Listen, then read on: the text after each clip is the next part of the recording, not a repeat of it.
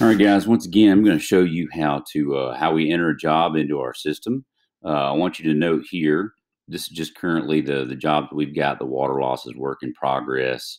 The ones we've got inspected, and this is the warranty job that we've got. So I want you to just notice right now we've only got 3 jobs in pending sales, and this is our dispatcher view. Okay, so just know that there's only 3 at the moment, and you'll get the chance to see kind of what the automation looks like. So this is the second step that we are doing currently in the process of starting a job, right? So the very first thing we do is we enter one piece of information just basically to find out, is it a home or business? And then once I entered that, that took us to this card here, right? And so it kind of automatically jumps through a couple of those hoops. And I just let you see this view just so you can see a little bit better about what's going on. So in this particular case, this is going to be a water job. And I'm actually going to have to re-enter this real quick because I changed screens. So let me grab this real quick and we'll enter it in together, if you will. So this is going to be for Mr. Joel 615. Okay, so I'll fast forward just for a second here. I paused it as I typed up some of this information. So what it's going to ask us, this is our intake form, right? So grab the job type, enter the call summary. Is the customer on site or not? So if I click they're not on site, then this will actually email them copies of our contracts to be executed. So we gather the job type, we select that, type in the customer name, email address. This is a referral source. So the data loss, a couple of these things I'm going to put. So that will be today. We're going to say this is 2 levels affected. This is cost for dishwasher. I'll type a brief description here. So we're going to say dishwasher had a small leak that suddenly became larger. So we have damage to the ceiling of the finished basement below the kitchen. We might say hardwoods are in the kitchen and likely affected.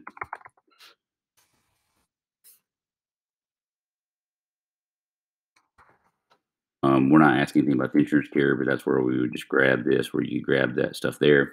So we're going to hit complete. And so when we do this, I want you to notice how this will close, and this will open and close, and then it's going to probably open and close a few of these tasks, right? Because there's some automation that will be happening in the background.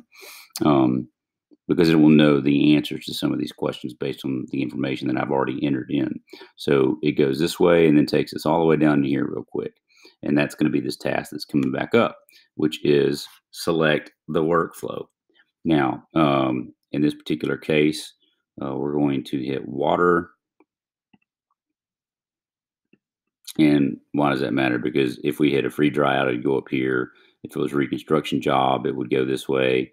But for us, if it's water, mold, any one of these particular deals, it's going to automatically come here and go down this workflow on the bottom. And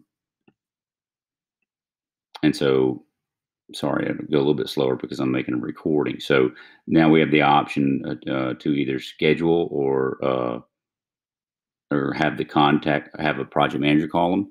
So I want you to notice too, if we go back over here, you'll notice the job is now here. Okay. And so, boom, now we've already got our job. And so it created, and this is the record and error table.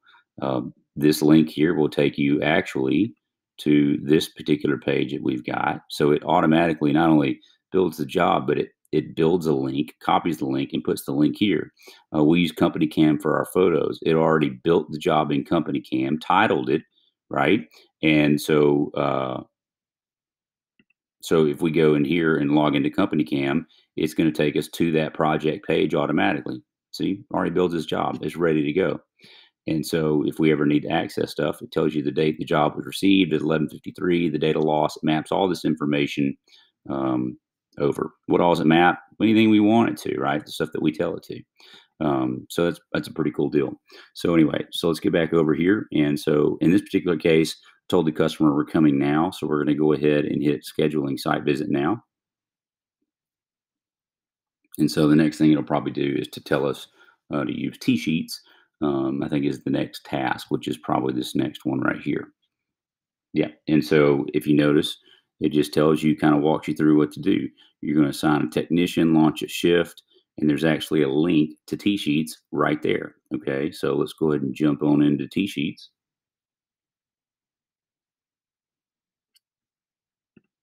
And we use Password Keeper. And so this is the reason why you don't have to worry about all of your password credentials. That was a big pain in the butt for us for a long, long time. So now that we're in T-sheets, and this is something we may actually get off of T-sheets pretty soon because I've got a solution built in Airtable too, but I just haven't done it just yet. So I go into my my scheduler here, and so we're sitting here today at Sunday, and so if I go to add a shift, what I'm going to do is type who's going to do what. So we're going to say it's going to be for 12 p.m. to 4 p.m. We're going to say initial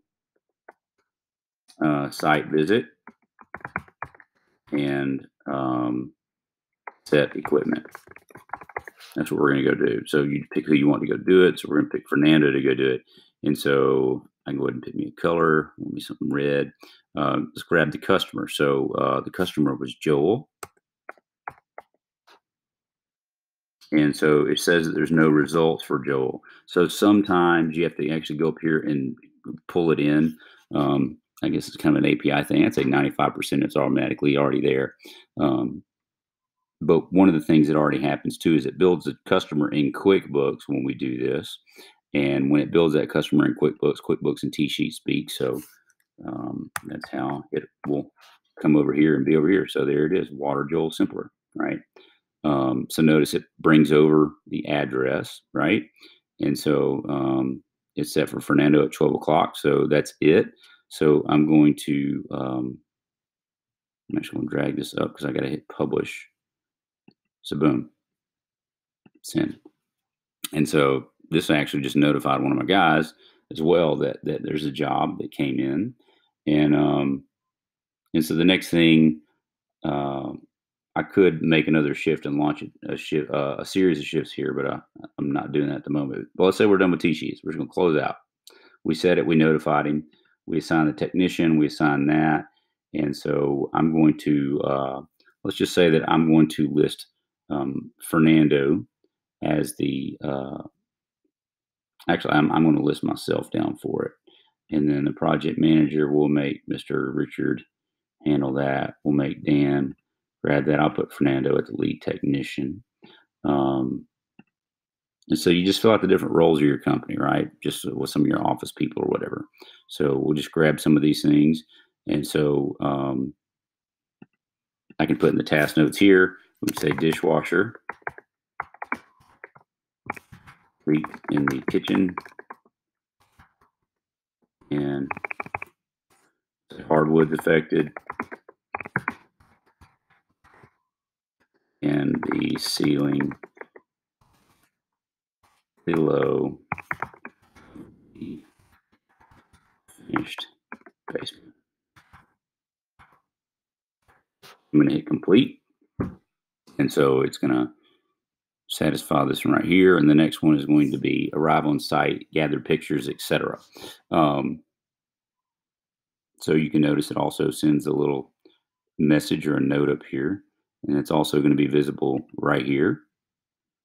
So you can say Shane updated the notes, dishwasher leaked in the kitchen, etc.